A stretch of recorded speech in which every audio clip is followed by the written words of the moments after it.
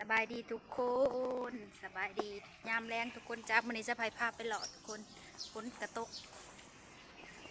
เดี๋ยวมาลุ้นกันว่าจะพายสิพาไปไสทุกคน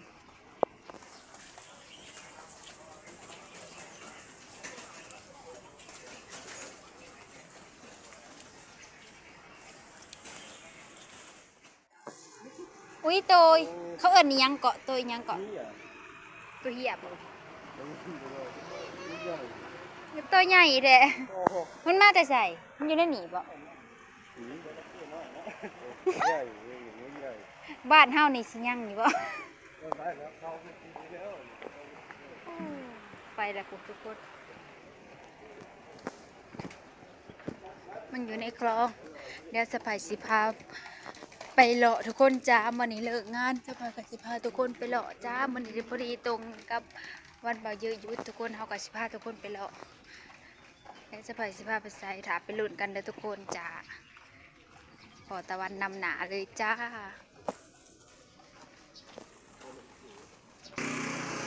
ตั้งแต่อยู่กรุงเทพมานี่ยังไม่ได้เคยไปเลาะจักเถื่อเลยทุกคนเลย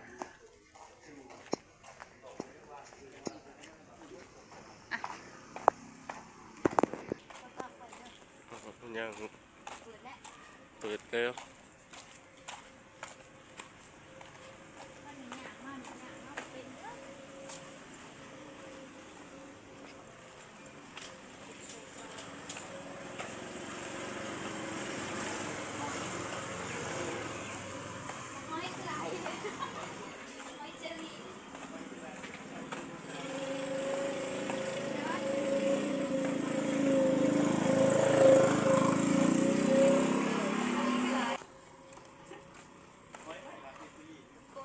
มีจุง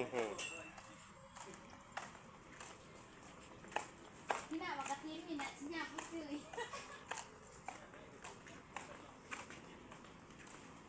พักทีนะคะงานไม่ไปก่อนบรรยากาศดีแห้งทุกคนฝ่าหลังฝนจ้างานอยู่บ่หรือดำน้ำอยู่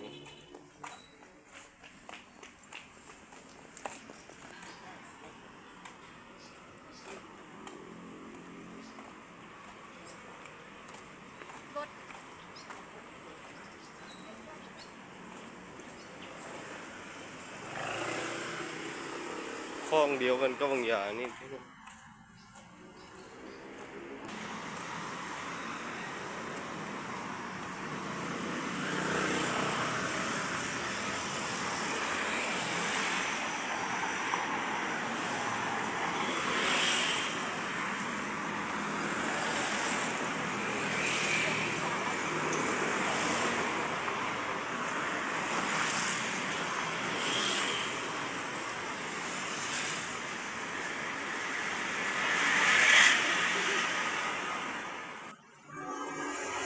รถหลายๆทุกคนจ้ายังบ่ฮอดดอกไม้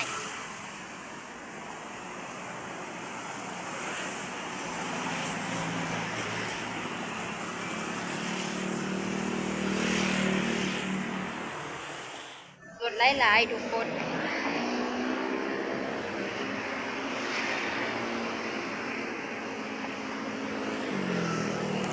ยังคึมๆเดี๋ยวทุกคนจ้าจักว่าสิตกอีกประจักษ์ทุกคน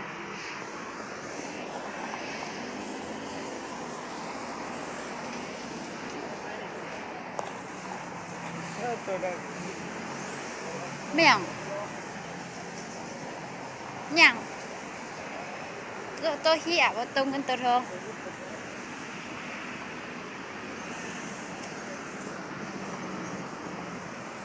วันนี้พามาเปิดหูเปิดตาด้วยทุกคนจ้าหลังจากถ่ายเหตุงานแล้วก็กินข้าวอยู่ห้องลายมือวันนี้จะไปสิพามาเลาะมาเที่ยวทุกคน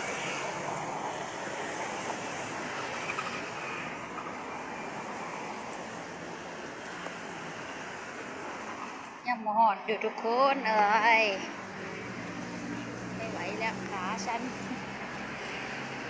ก็จะตัดขักดีทุกคนหญ้าต้นดอกไม้เนี่ยขักเลยเสื้อไปกับบอกเคยมาจะเตือนทุกคนเลยบ่ได้ระบอกสื่อได้ ไปหอดแต่สิบอกทุกคนจ้าอย่างไปเรื่อยๆจ้าอันนี้จะเป็นตามซอยตามชุมชนทุกคนมันจะเป็นถนนใหญ่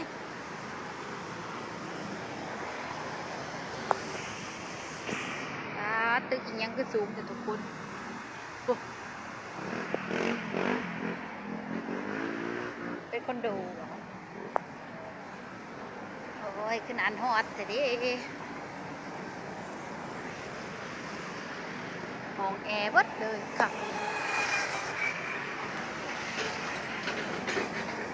อุ้ยทุกคนทานทั้งดอกไม้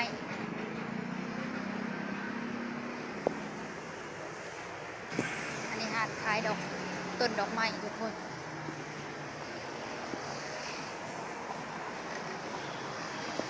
บัวหมากก็มีดอกอะไรอ่ะสวยจังเลย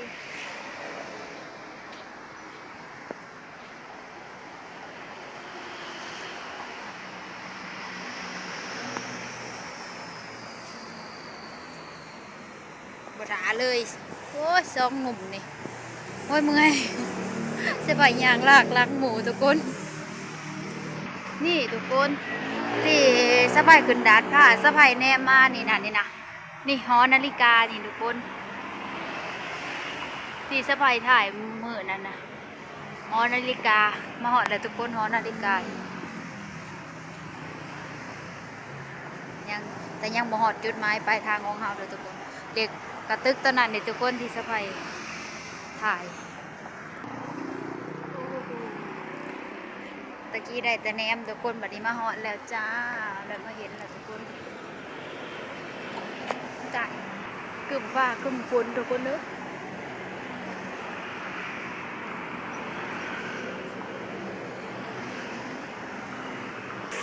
ไปทุกคนย่างต่อไปทุกคนจ้าโอ้ยเมื่อยมันก็ได้สีหอด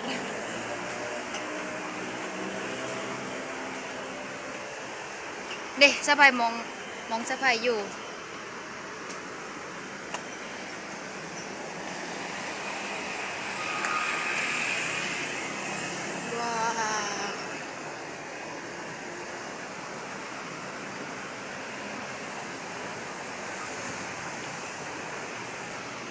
ว้าวทุกคน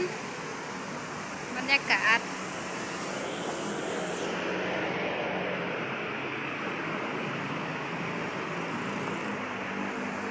ไปทุกคนโอ้ยเมื่อยเป็นตาลืดเลย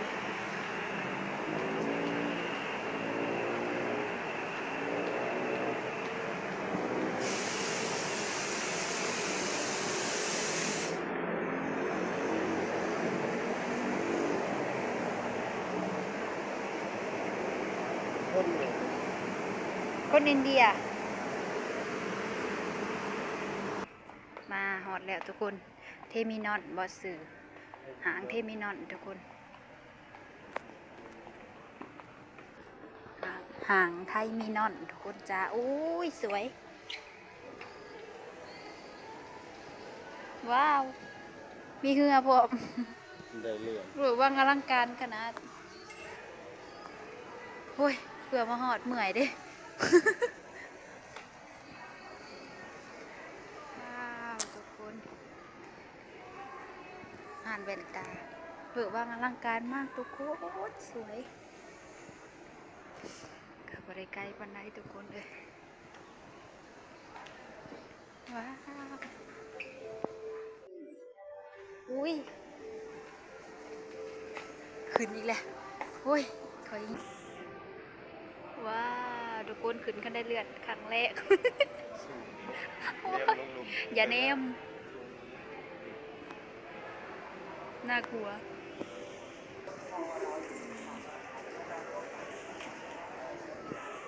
ชี้ทุกคน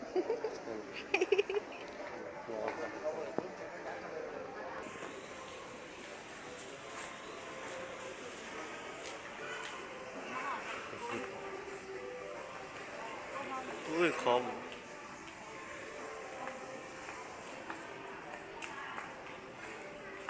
เมื่อนี้พามาเปิดหูเปิดตาแต่ต้นตาเดี๋ยวเอาไปหลอก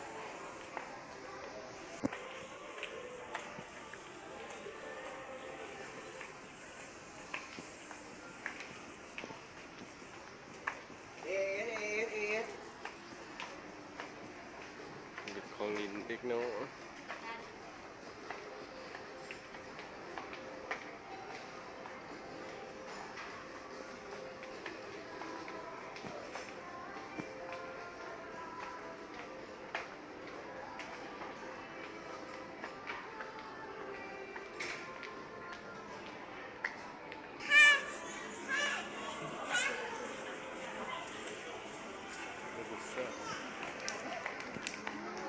เอา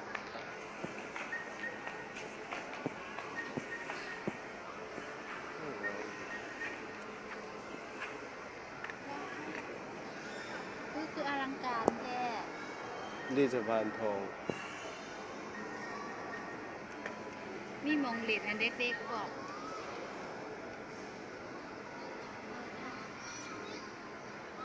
อยากลองไปได้เนาะโอ้ยอันเรือใหญ่ก็เคยเห็นเรือใหญ่ทุกคนว้าครั้งแรกในชีวิตได้ที่มาเลาะอันนี้ทุกคนจ้าเขาเอิดอีหยังนะ ยืดเต็มมือ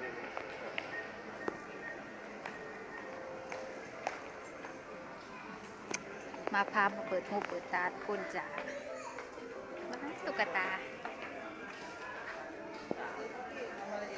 ดิฉันมาซื้อทองทุกคน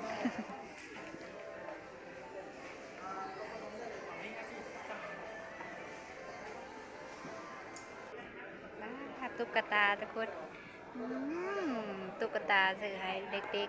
ๆสวยจังเลย